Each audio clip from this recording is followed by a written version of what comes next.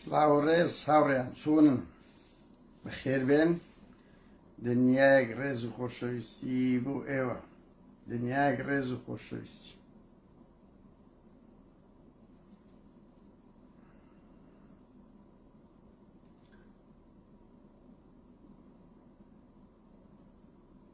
بەخێربێن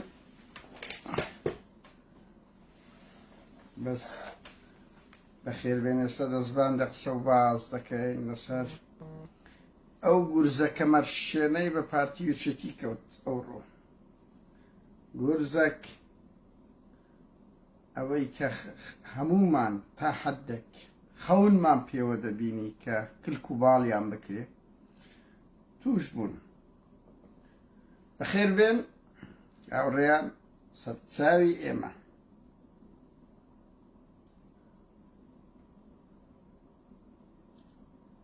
بەخێربێن ئێستا دەست پێ دەکەین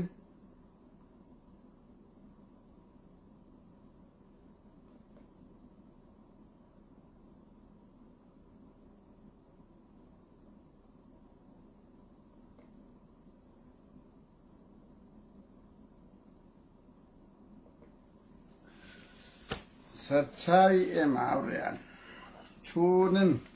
من دڵنیام زۆربەتان وەزەتان لە مەسعودی لە مەسرووری ئەوە شار شتێک گەڕێ فەقیرەی کاک وشیار وەڵا بەو هەیکەلەوە تەنما بوو بگریە کورا ئەلێرە گریا لێرە ڕاوەستا بوو کورا عیباشیا خارە وشیار خارە وشیار خوا عیب نییە لە بۆ ئەو هەموو پۆستەت وەگرت بەو هەیکەلە گەورە کە هیچ تێدا نییە ئەو سەرە گەورە کە هیچ تێدا نییە ئەو هەموو پۆستەی لە عێراق وەگرت ئەو هەموو ملیۆنێرە بۆ ملیۆنێر کەچی گریا لێرە بوو ئەلێرە کورە وڵاتەیە کەس حاری بەحاری خاری مەسعودی نەبی کەس حاری بەحاری خاڵی مەسعود بارزانی نەبی هاوڕێیان ئێستا قسە و باز دەکەین بەخێربێن بەڵام دەمەوێت ئەوە بڵێم ئەوڕۆ ساڵیادی هەم بڕوا بکە ناوێرم بەڕاشکاوی بڵێم لەبەرەوەی ینی لایڤەکم وەخت خۆی کرد ڕەختەم لە هەواڵ ئەی گرت دەسەوەی کە گوتی دەنگدەوە شکایەتیان لێ کردین وتی تو دامی ئەو شتە خراپەکان دەکەی بەهەرحاڵ ئەوڕۆ ساڵیادی ئۆجەلانە ینی کە مرۆڤایەتی ڕسوا کرد بەڕاستی ئەو 15 شوبات ڕۆژی ڕسواکردنی هەموو مرۆڤایەتیە لەبەر ئەوی لەو جیهانە گەورە و گران کەسێک نەبوو بتوانیت وەری بگریت لە ئاسمان دەسووڕاوە لە ئاسمان تا دنیامایە لە کێیە بەنیچوانی هەموو بەشەریەت باشە هەموو دەوڵەتەکانی خستە ژێر پرسیارێکی گەورە کە لە ترسی تورکیا تێکۆشەرێکی دیاری کورد کە خەبات بۆ ئازادی گەلەکەی دەکا دەبێت ئێمە دژ بەو پیلانە و دژ بەو گەلە کۆمەکەی ئەمریکا ئیسرائیل تورکیای فاشی ساڵیانە یاد بکرێتەوە هاوڕێیان ئێمە کە ناوێرینە فەیسبوک لەبەر ئەوەی بلە دوومانن بچووکتری شتبی بەڵام پێمان دەکرێت ئاوا ڕێز بگرین بڕواکەم بوارمەوە وەگەنە پڕ بەدڵ حەز دەکەم لەو ڕۆژانەدا وەک ڕێزگرتن و شەرمەزارکردنی ئەو هەموو دەوڵەتە ئاڵایەکم بەدەست باوێنەی ئەویش تێدا بێ ڕۆژەکە چەندە بۆ کورد ناخۆشە دە ئەوەندە بۆ مرۆڤایەتی و بۆ دیموکراسیەت و ئازادی سیاسی شەرمەزاریە هاوکات تاوڕێیان ئەم سبەی بڕیارە خیانەتکە بڕیارە پڕ لە تاوان و ئەمنیەکەی مەسرور بارزانی لە بەرامبەر ئەو پۆلە زیندانیە تێکۆشەرەی بادینان ئەو پۆلە زیندانیە تێکۆشەرەی بادینان کە بووینە سیمبولی بەرخودان کە بووینە هیوا بڕوا بکەن یعنی لە وەختێک ئەوان دەستیان بەو خەبات و تێکۆشانەی کرد لە وەختێک ئەوان کۆڵیان نەدا دهۆک دەستی بە جم و زۆر کرد دەڤەری سۆران نهیاری کرد لە دەست گۆڕان و ئەو هەموو ئۆپۆز بەرهەمینا ساڵح و کە هەمویان ئاژبەتاڵیان کرد هاوڕیان یەک شتی کەش بڵێم بەر لەوەی بچمەنەوەی هەر وەختێک ئەو لایڤە قەتە بوو لە دەستە من نییە ئەنی بەڕاستی ئەمە نە پەیجمان نە لایڤمان هیچی لە دەستە خۆی نمایە خۆ وجدانی کاک مەسرووری خۆ وجدانی کاک مەسرووری کەی لێما قەپات دەکا کەی ئەوە دەبیتن یعنی بەڕاستی بە بەنوێترین ئەزیزەوە بەنوێترین باشترین خەبیرەوە بێن شەڕ دیتان لایڤەکەی تریش لە نوێ قەتەیان کرد بەهەرحاڵ هاوڕێیان ئەمڕۆ ساڕۆژی ئەو پێنج زیندانیەیە سبەی 16 دووبە هیوام سبەی هەمومان وێنە و لۆگۆ و ئەوەکانی وان بەرز ڕابگرین و ئەوانە بووینە ڕەمزی بەرخودانی ئازادی و وانەیەکی جوانیان پیشاندا کە هەمومان شەرمەزارین لە بەرامبەریان و هەرچیان بۆ بکرێ کە من پۆلێک ئەو ڕۆژبەیاننامەیەکی پڕ لە بەرخودانیان دووبارە بڵاو کردەوە و ئەو ڕووداوانەیە ئێستا دەبینن بە دووری مەزانن بڕوا بکەن هاوڕێیان هەندێک شت نهێنیە بەڵام قەناعەتم پێ بکەن یعنی هەندێک شت ڕەنگی لە ئایندە بتوانین باز بکەین کەیسی زیندانیانی بادینان تەسیری لە سیاسەی ئەمریکی کردیە ئەوە بە فشە تێمەگەن ڕۆژێک دادێ ئەگەر پێمان نەگوتن هەختان بێ ئەگەر پێمان نەگوتن چۆن بەرپرس و کەسانی دیاری ئەمریکی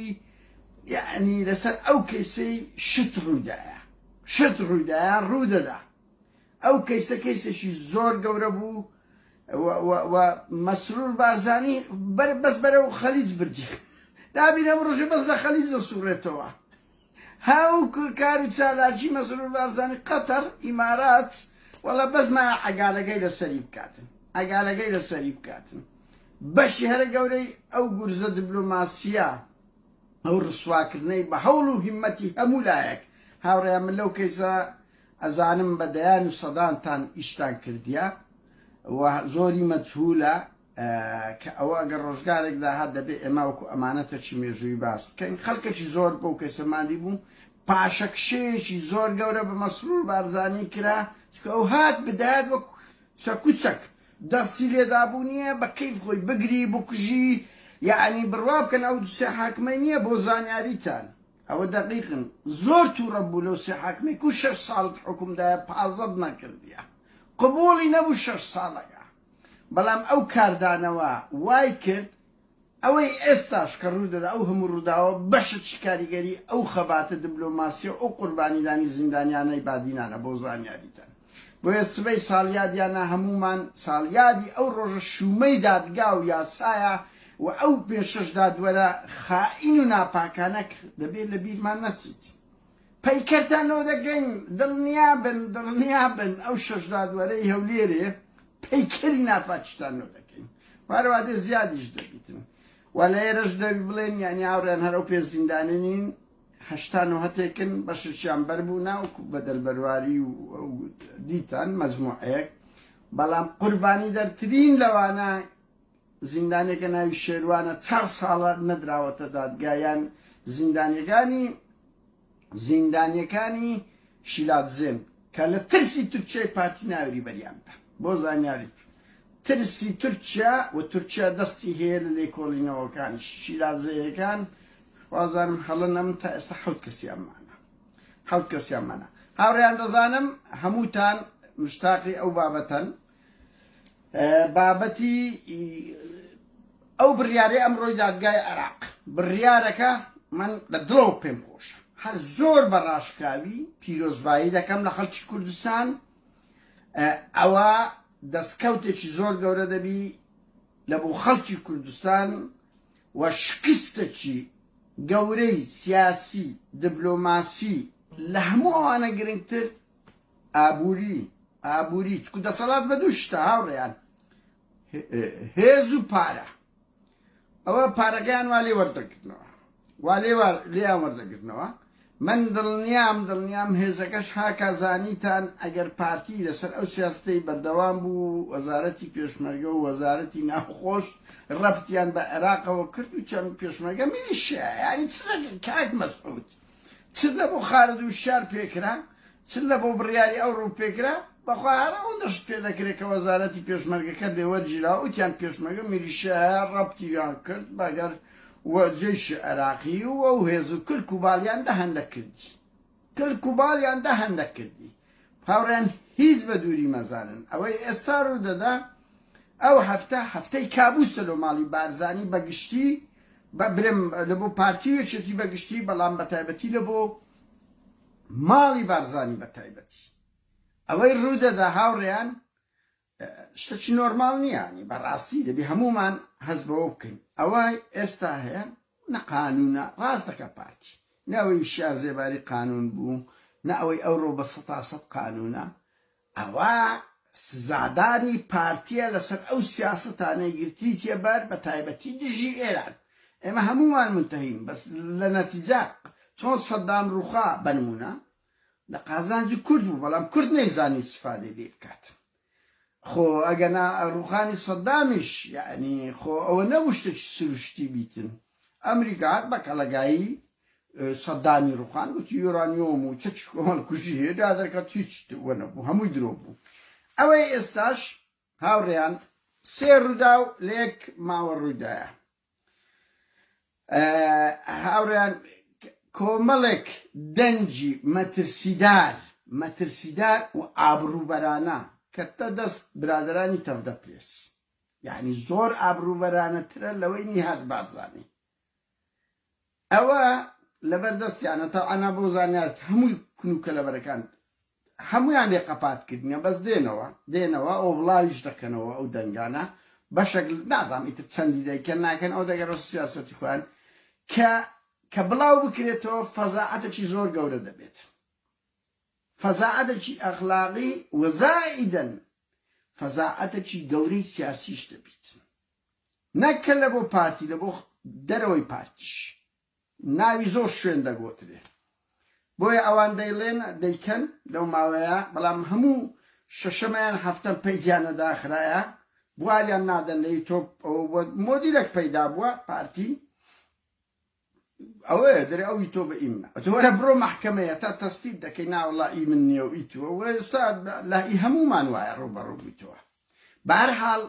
ئەو زانیاری و ئەو دەنگە نهێنیە مەترسیدارانە ئەمجارەکەی تریش باسم کرد ئەوە لە قودرەتی کەسێک نییە لە قودرەتێکی دەوڵەتێکی مخابەراتی گەورەی جیهانیە تەسلیم بە خەڵک کرا لەوانە تەسلیم بە ئاوڕێیانی تەفدا پرێس کرا کە ئەگەر بڵاو بکرێتەوە هەزێشکی سیاسی گەورە دەبیت و ئابروچوونشکی ماڵی مەسعود بارزانیە ئەوە گەمەیەکی سیاسی دەکرێت ئەوە شتێکی ڕۆژنامەگەری نییە بۆ زانیاریتان شتێکی ڕۆژنامەگەری نییە ئەوە پیلانە لۆ تێکشکاندنی ماڵی بارزانی لۆ کارتێکی زەختە و لۆ ڕسواکردنیانە ئەوە یەکێک لە خاڵەکانە کە لە ماوەی ئەو 12 ڕۆژەی هەمومان هەستمان پێکردکەوە قودرەتی کەسێک نییە کۆمەڵێک تەلەفۆن هەریەکێ لە وڵاتێکە بە سافی وەکو جارەکەی تریش باسم کرد بێ تەسلیم بە ئەو کەسە بکە کە ڕەخنەی جددی هەیە ئەمریکایە ئێرانە من نازانم بەڕاستی بەڵام یعنی دوو دەنگ لە دوو وڵاتی تەزیب کرایەوە تەسلیمی خەڵکە کرایە بڵاو بکرێتەوە ئەوە موعامەرەیە بەڕاستی ڕاستەکە پارتی موعامەرەیەکی گەورەیە بەس دەرەنجامی ئەو لە خۆبایی بوون و غرورەیە خۆ سەدامیش دەگوت کە موعامەرەمان لێ دەکرێت بەس دەرەنجامی سیاسەتی خۆی بوو پارتیش ئێستاکە ئەوە یەکێک لە خاڵەکان لە ڕووی سۆسیال میدیاوە قێزەوەندترین شتیان دەداتە خەڵک بڵاو بکرێتەوە من دڵنیام بەدەیان شتی کەش هەیە فرێ دەدرێتە ناو سۆسیال میدیا کاکە ئێستاکە دەوڵەتە مخابەراتی و ئەوانە بەس لە ڕووی تەکنەلۆژیاوە خۆوەر پارتی نازانی جاسوسی بکە خەڵکیش دەزانی دەوڵەتەیە ئەوەی پارتیەیەتی خەڵکەیە بە سەبقات زیاتری هەیە بۆیە بەس لە ڕووی ڕاگەاندنەوە دەبینی چۆن تەفروتونای ماڵی نهێنیەکانی ناو ماڵی بارزانی کاکە کەسمان جێمان زۆر شتە بووە نەبوو ئێستا ئەوانە هەموو فرێ دەرێتە ناو سوسیال میدیا من ئەوەم لە بۆ گاڵتە نیە ینی بەڕاستی هەمووشەوە دەرەنجامی ئەو سیاسەتە نوێیەی پارتی بە تایبەتی کەتە دژایەتی ئێران لەو بەرەی تورکیا قەتەر ئیسرائیل لەگە سەدر و سونەکان لە ئینتخابات هەموو هەوڵێک درا کە خوێندنەوەی پارتی خوێندنەوەکی زەعیفە هاوڕێیان بڕوا بکە من نازانم مەسعود و مەسرۆ و ڕایۆشکاریان چییە یعنی تو وەرە نەزانی کە عێراق کۆلۆنیالیەکە لە بەردەستی ئێراندایە ململانێ لەگە ئێران گەلە قورسە هاوڕێیان ئەوە نییە ئێران وڵاتێکی داگیرکەرە ڕەنگی کەم کە زاد بکە من لایڤم کرد لەسەر قاسم سلێمانی کە زۆر خەتەرە وتی مەگە ناوڕیان لایڤکردن لەسەر قاسم سلێمانی ئێران دەوڵەتەکە لە ئەوروپاش دەست لە بۆ جەرائیم دەباتن ئێران دەوڵەتێکی داگیرکەرە کۆماری مەرگ و ئەوەیە بەڵام کاچی من واقعەکێ چۆن ئەمریکا هێزێکی باڵا دەستە ئاوە ئێرانیش وڵاتێکی زلهێزی منتیقەکەیە لە ڕۆژهەڵاتی ناوەڕاست تو پارتی چی دێ مقاومەی دەتەوێت شەڕی ئێران بکەی لەوەتەری دەدەی دژایەتی دەکەی ئەو ئەمریکای وا دەرپەڕان بەڕاستی لە عێراق بەس بە درۆنی بەس بەو هەموو میلیشایی بەس بەو هەمووی ئەوە دیتان ئەوە نازەمارێ ئەو ڕۆ دەڵێن لە حەریری هەر بە تەواوەتی ئەمریکیەکان دوورکەتنەوە تو دەی ململانەی لەگە دەکەی کە عێراق هەموو دام و دەستگاکانی ئێرانیەکان مسەیتەرن لەو 17 ساڵی یعنی هاوڕێیان کێشەکە لەوەدایە پارتی نەخوێندەوارە ڕاوێژکاری زەری ئیشی نییە وتو تەسەوەر کە ناوڕیانێک نوکتتان نوبرێم لەوانە ڕاوێژکارە چی هەیە؟ مەسعود بارزانی 3 ساڵ ناتوانی بیبینی پس بێ ناوێری بیبینی هیچی نەکردیە مەسعود مەجالیان نادا ئەوە وەختی خۆشی نوێنەری ئەمریکای کورە ئەمبەسادۆری ئەمریکای لە بۆسنە هەرسێک ناوەکی خۆشی دەبوو ئەم دکتۆر زەبات قادر لۆی ژێڕامەوە وتی ڕاوێژکاری مەسعود و جەلال بووە لە 2003 گوتیتی هەموو مانگەیەکی 100,000م دەدەنێ بە بۆی پێیان دەرم کاکە ئەمریکیەکان هات ئەتەکێت وایە کەچی هەر بە شائیرێکی خۆیان دەگەن یعنی تو تەسەور کە ئەنە ڕاوێژکار دەگرن بەس بەجێی کەس ناکەن بۆیە خوێندنەوەی هەڵەی پارتی کە ململانێ لەگە ئێران دەکات لە ناو ئەوە کەتیتە سەنگەرگرتن تو ئاوڕێیان بەرەی ئێرانیان لە انتخابات دۆڕان لە حکومەت فڕێیان دەدەن دانەوێت بە زەوق خۆیان بکەن ئێبیکومان ئێرانێک 17 ساڵە ئیش دەکا و ئەو هەموو شیعەی هەیە لەوێندە لێت دەدا کاکە لێت دەدا تو دەرەقەت چی نایە تو چی پارتی ینی هەرچی بکەی بەقەت شای ئێران و بەقەت حسنی مبارەک خزمەت ئەمریکا و ئیسرائیلت نەکردیە ئەوانزای چیان لە بۆ ئیسرائیل کە ڕووخاش کەس خۆی لە نەکردە خاوەنی وایان نا بۆیە ئێران ئێستاکە لێی دەدا ئەوەی دەکرێت هەموو سیگناڵەکان بەو ئاراستەیە ڕاستە یعنی هەمومان متهین ئەوەی دادگا هەیە دادگایەکی عادل نییە لەبەر ئەوەی ئەگەر پارتی لەبەرەی ئێران وایە بێگومان وای لەگە نەدەکرا بەڵام ئەوە دادگاکان وان دوو بەرپرسی باڵای شیعە نەدرا دادگا دوو بەرپرسی باڵای ئێران نەکەتە زیندان ئەمە منتهین لەوەی بەڵام ئەوەی ئێستا ڕوودەدا ئینتیقامی ئێرانە لەو ئەوەی کە زۆر بە پارتیان گوت زۆر ئەوەیان کرد و خودی لەبەرەی لەو بەرەیە یعنی لێدانی و شارزێباری لێدانی ئەو ڕۆی نەوت و ئەویان نێوەردەگیرێتەوە و ئەگەر هەیە وەزارەتی پێشمەرگە و ناوەخۆشیان لێوەربگیرێتەوە ینی هیچ بە دووری مەزانن هێزی و ئەمنێتیشیان لێوەربگیرێتەوە ئەوە شکستێکی زۆر گەورەیە لە بۆ ڕاستە ئەگەر سیر بکەن هاوڕێیان من وەکو کەسێک ئەگەر پارتیەکی تیۆندە خائین نەبوونایە ئەگەر داهاتی نەوت ئەوەندە لە بۆ خۆیان نەبرتبایە لە بۆ دوو بنەماڵە ئەگەر خزمەتی خەڵکیان بکردبە ئەو ڕۆدەبایە هەمومان تازیەبار بانە هەمومان دەبایە تازیەبار بنات دەستکەوتێکی نیشتیمانی زۆر گەورە کە نەوتی کوردستان بە خۆت دەربینی بیفرۆشی و حەقت هەبێت ئەوەی بکەی حەقت هەبێ مامەڵەی پێ بکەی ئەوە دەستکەوتێکی کەم نەبوو بەڵام کاچی من لە 2014ەوە سربەخۆیی ئابووری بۆ بەڵایەکی زۆر گەورە لە بۆ هەموو خەڵکی کوردستان بەس بۆ ملیاردێربوونی دوو بنەماڵە بەس بۆ خێروبەرەکەت لە بۆ ئەو دوو بنەماڵە دز و جەردەیە لەگەر بارزانی و تاالبانی لەگە مەکتەب سیاسەکان بەڕادەیەک کورە هاوڕێیان لە چیە بووە لە سۆمالیا بووە مەسحەبە و هەموو مەسئولە بیرە نەفتیان هەبی بیرە نەفتیان هەیە بیرە نەفت کۆسەر شیوە شۆر چیەیە محمود سەنگاوی لە گەرمیانەیەتی شێخ زەفەر لە قەرەداخەیتی منسوور ئەینزالە وانەی وەرگرتیە خورمەڵای ماڵی مەسعود بارزانیە مەسعود بارزانی و سیروان بارزانی ئەوانەنی یعنی بیریان هەیە بیر دەیان بەرپرسی بکەی و لە چێ بووە ئەو شتانە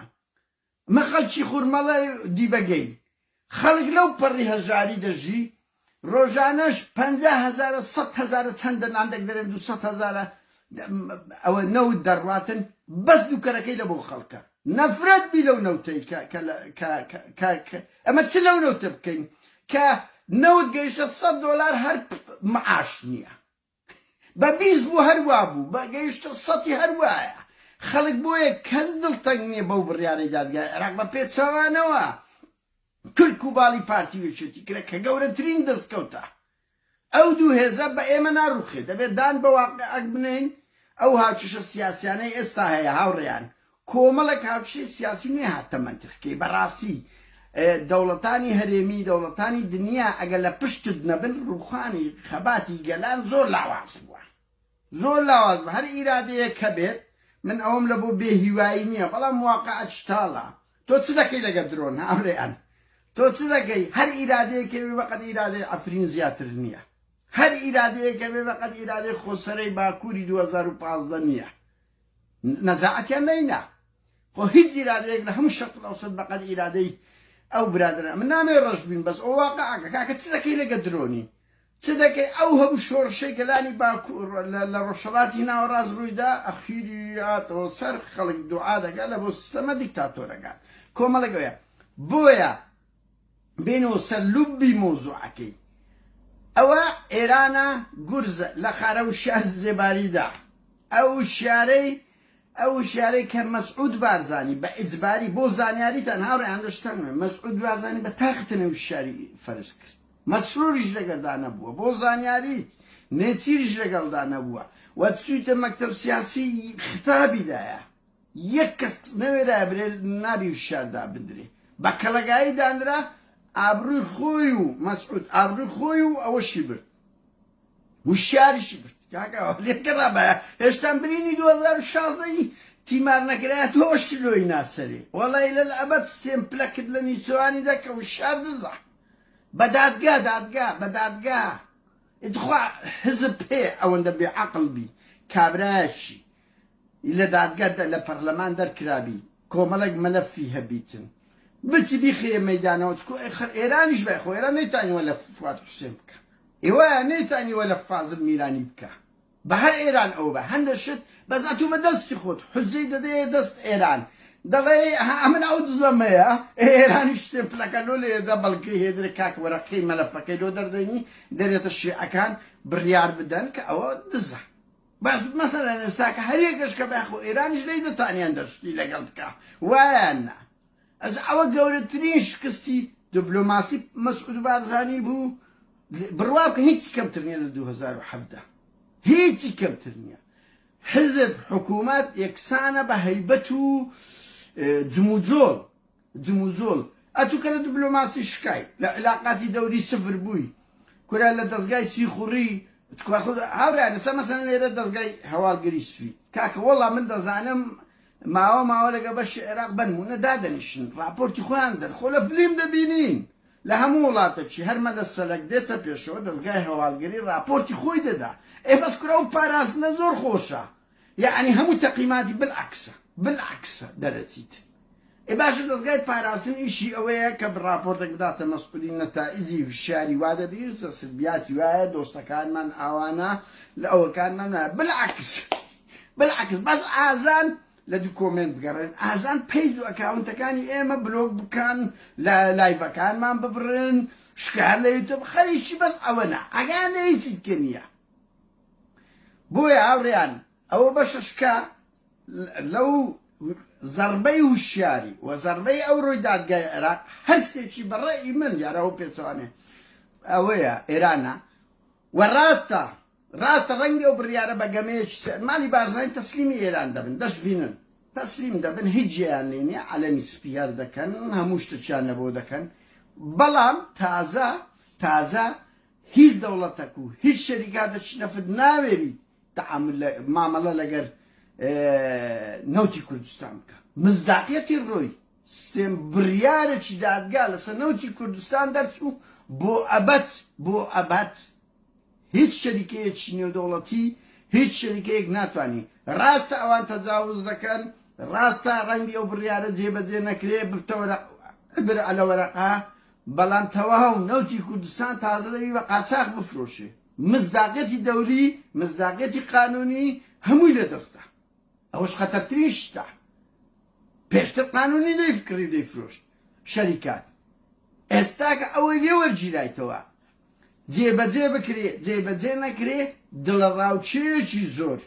و هەیبەتی نەوتی کوردستان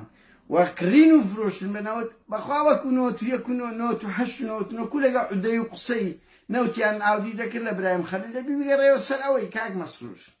نێ چیروان بارزانی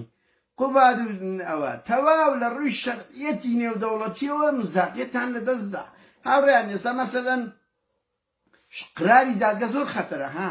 وەچی بڕیاری سیاسی نییە کە دادگا ستا ئەمە بڕیارە لێ کۆڵنەوەمان لەگە بکرێگە بچینەوە کوردستان ئەمنی قەومی هەرێممان لەوە کردیە بە خۆمان بینە دەسەڵات ئەم ببمە سەرۆک وەزیرانیژەی بچمە مەحکەمەی بەراعەتی خۆم ئیسپات بکەم بەراعەتی خۆم ئیسپات بکەم محکەمە کە لێدرا زۆر زەحمەتە گورزەکە ئەلێرەدا پیاکەتیە تەواو مناڵێ جێبەجێ ناکرێ من دەزانم پارتی کاردانەوەی تون دەکە خۆم لەگە ئێران هەوڵ دەدا هەموو سازششی لە مەودوا لەگەر بکەن تەشقەڵە بە یەکێتی چ دەکەی بەزەدی تەشقەڵ چ بە پاڤێلە وەڵا پاڤێل هیچی پێ ناکرێگە ئێرانی لە پشت نەبیست ڕاستە پاڤێل مەسەلەن تەسلیمتان نەبوو بەس ئەوە ئێرانە پاڤێلیش ناوێری لە ڕێی ئێران دەربچی بۆیە تەحەدای پارتی مەسعودی دەکات ئەوە شکستێک دەبیت سەرتۆپی شکستەکان دوو پارتی ئەگەر هێزی نەوتی و ئەو هەموو پارە و پولەی لە مەودوا بە قانونی پێ نەفرۆشێت چییە هەیبەتە حزب وەکو گوتمان حکومەت هەیبەتە ئێوە لاو قاسەتان لێ دەگیرێتەوە والا دەبی بیر لە قاچاق چی بکەنەوە کوونەوت بە قاچاق ئاودی دەکەن بەجددیمە ینی تەواو قرار جێبەجێ بکرێ یان نەکرێ تازە ئەو نەوتە سلاحیەتی دەستوری قانونی نما ئاڕیان بۆ زانیاریشتان ئەوە تانای لێ نادرێ یعنی تەواو بۆ قرار و لە نۆ کەسی دوو کەس ناڕازی بووە بۆ زانیاریتان لە نۆ حاکمی دووی ناڕازی بووە حەوتی لەگەردایە بەڵام ئەوەی لە هەمووی لە بۆ پارتیوەکێتی خەتەرترە تانەدان نییە و قرارەکە دەستوری ئەوەی ئەعلایە ینی هەرە باڵایە ئیتر کاک مەسعود و کاک مەسرور و کورە کاک پاڤێل و کاکەکانی کە وەڵا هەر دەبی خەریکیەوە بن کاکە نەوتی ڕەش بە قاچاق ئاودی بکەن ئیلە ئەبەد کونەکەیان لێگرتنەوە هەمووش لە غروری هەمووش لە بێمنەتی هەمووش لە نەزانینی سیاسی هەمووش لە عەشیرەتگەریبوونی خەب ئەوە هەم لە ڕیفراندۆم کە ئەو گورزە گەورە بە تایبەتی ئەو نامەیەی وەزیری دەرەوەی بەریتانیا بڕوا بکەن هیچی لە سویەکی ئابکەمتر نەبوو وەرە پێ دەڵێ ئەگەر لە ماوەی یەک ساڵێکی گوتیە ئەگەنا ئەمە کەیسینگۆ دەبێنێ ئەمە متەحیدە وەک مادەی ئەو ناوچە خاچ کوردستان کەرکووک ئەوانشتان لە وەردەگرینەوە بەس ڕیفراندۆمەکە مەکرد کردی بەجێی کەسی نەکرد 150 لە خاچی کوردستان ئێستا هەر دەبی بە دووربینی تەمەشا بکات ئەو گورزە گەورەی لە نەزانی ئەوە نەزانینی سیاسی ئاخر کە ئیشێک نەزان تێکی بدە بە 100 زانای دوایە چاک نابتەوە هاوڕێن ئەوەیە مشکیلە ئەوەی ئەو ڕۆژە لە نەزانینیتی ئەوە گورزە پارتی ئەتو ئەوها بە کەڵەگایی دەکەی کاکە ئێران هەموو دام دەستگاکانی حکوومەتی عێراقی کۆنتڕۆل کردیە کۆ ئەوانە ساوڕیان پارتی بڕوە بە 20 ساڵی کەش ئەو هەموو دام و دەستگایانەی هەرێمی کوردستان پڕ لە حاکم پارێزەر کورە دەوائیرەکان پڕی پارتی کردیە تۆ کوولای دەدەی ئێرانی ژوەی کردیە ئێکاچی من تۆ چ شەڕی دەکەی ئەوە بە ناوی قانون چۆن یعنی هاوڕێیان ئەو ئینتقامە ئیلاهیانە تۆ سەیریکە وەک ئەو جارەکەی تریش باسم کرد پارتی بەس تەدەسوسی عەقڵی تەدەسوسیە بوو ئێستا تەدەسوس لەسەر خۆی دەکرێ و فلیم و دەنگەکانی لە بۆ خەڵک دەنێردرێ بە ناوی دادگای بە باتڵی بە تاوان بە کەیف خۆیان خەڵکیان کردە تیرۆریست گرتیان حکومیاندا ئێستا بە ناوی دادگای حکوومەتی عێراق دێ ئاوا کلک و باڵیان دەکات چی دەکەین